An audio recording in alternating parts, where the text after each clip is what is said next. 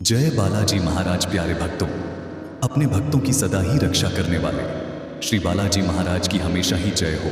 भक्तों, आज हम आपको प्रभु श्री बालाजी महाराज का एक ऐसा अत्यंत ही प्रभावशाली व चमत्कारी मंत्र बताने जा रहे हैं, जिसको यदि आप सुनते हैं या इसका नियमित रूप से 108 बार जाप करते हैं तो आपके जीवन की सभी परेशानी, सभी दुविधा चुटकियों में हल हो जाएगी और श्री बालाजी महाराज का आशीर्वाद सदैव आपके ऊपर बना रहेगा। मान्यता है, जिस भी मनुष्य ने इस मंत्र को अपनाया है, इसका स्मरण नियमित रूप से किया है, उसको इसका लाभ अवश्य ही मिला है। यदि आप इस मंत्र का स्मरण नियमित रूप से 108 बार करते हैं या इसको ध्यानपूर्वक सुनते हैं तो श्री बालाजी महाराज की कृपा से आपके जीवन के सभी दुख दर्द हमेशा के लिए दूर हो जाएंगे और आपकी संतान पर कभी कोई कष्ट नहीं आएगा। आपका पुत्र व पुत्री हमेशा सुरक्षित रहेंगे।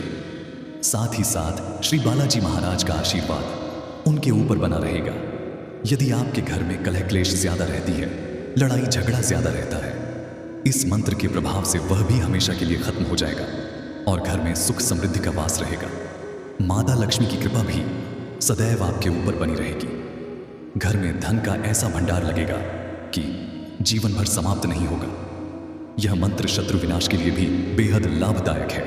यदि आपका कोई शत्रु है जो आपका कोई भी शुभ कार्य बनने नहीं देता, आपके हर कार्य में रुकावट पैदा करता है, तो इस मंत्र के प्रभाव से उसको श्री बालाजी महाराज का प्रकोप झेलना पड़ेगा और वो आपके जीवन से दूर चला जाएगा। अब चलिए आपको बताते हैं श्री बालाजी महाराज का यह चमत्कारी मंत्र। लेकिन इसको बताने से पहले, हे श्री हनुमान जी महाराज, आज जो मेरे YouTube चैनल को सब्सक्राइब करें, वीडियो को दिल से लाइक करें, आप उनकी संतान की उम्र लंबी कर देना। तो प्रिय भक्तों, मेरे YouTube में चैनल को सब्सक्राइब करके वीडियो को एक दिल से लाइक कर दें और कमेंट में जय बालाजी महाराज लिखकर अपनी हाजिरी अवश्य ही लगाएं। भक्तों, मंत्र कुछ इस प्रकार है। ओम नमो हनुमते रुद्रावताराय पंचवदनाय सकल शत्रु संहारकाय रामदूताय स्वाहा। ओम नमो हनुमते रुद्रावताराय पंचवदनाय सकल शत्रु संहारकाय रामदूताय स्वाहा।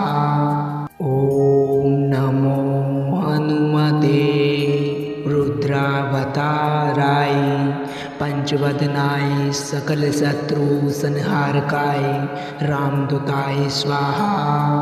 ओम नमो हनुमते रुद्रावताराय पंचवदनाय सकल शत्रु संहारकाय रामदूताय स्वाहा। ओम नमो हनुमते रुद्रावताराय पंचवदनाय सकल शत्रु संहारकाय रामदूताय स्वाहा। ओम नमो हनुमते रुद्रावताराय पंचवदनाय सकल शत्रु संहारकाय रामदूताय स्वाहा। ओम नमो हनुमते रुद्रावताराय पंचवदनाय सकल शत्रु संहारकाय रामदूताय स्वाहा। ओम नमो हनुमते रुद्रावताराय पंचवदनाय सकल शत्रु संहारकाय रामदूताय स्वाहा। ओम नमो हनुमते रुद्रावताराय पंचवदनाय सकल शत्रु संहारकाय रामदूताय स्वाहा। ओम नमो हनुमते रुद्रावताराय पंचवदनाय सकल शत्रु संहारकाय रामदूताय स्वाहा। ओम नमो हनुमते रुद्रावताराय पंचवदनाय सकल शत्रु संहारकाय रामदूताय स्वाहा।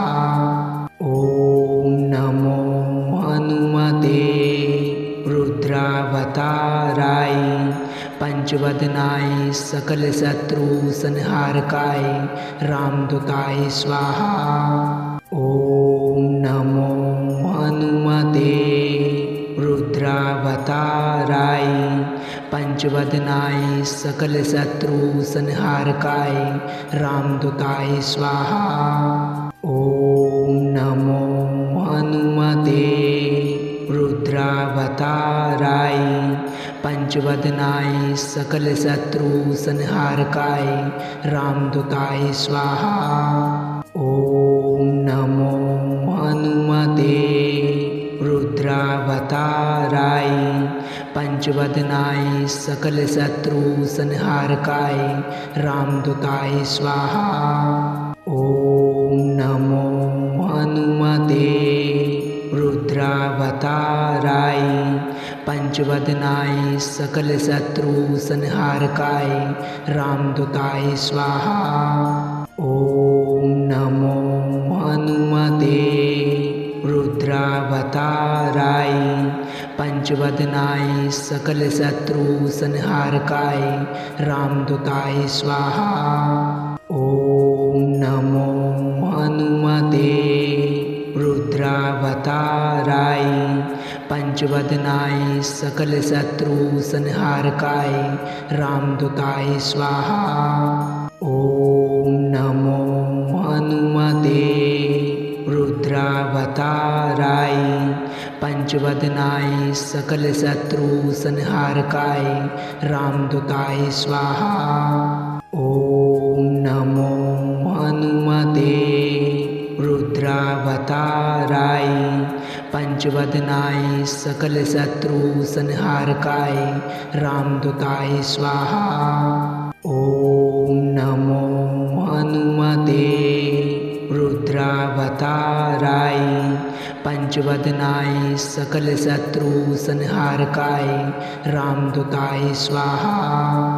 ओम नमो हनुमते रुद्रावताराय पंचवदनाय सकल शत्रु संहारकाय रामदूताय स्वाहा।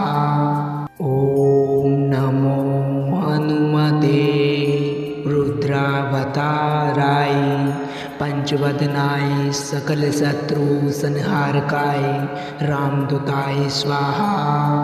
ओम नमो हनुमते रुद्रावताराय पंचवदनाय सकल शत्रु संहारकाय रामदूताय स्वाहा।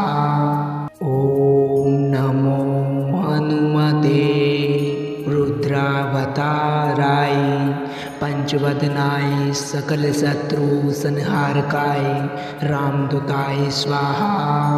ओम नमो हनुमते रुद्रावताराय पंचवदनाय सकल शत्रु संहारकाय रामदूताय स्वाहा।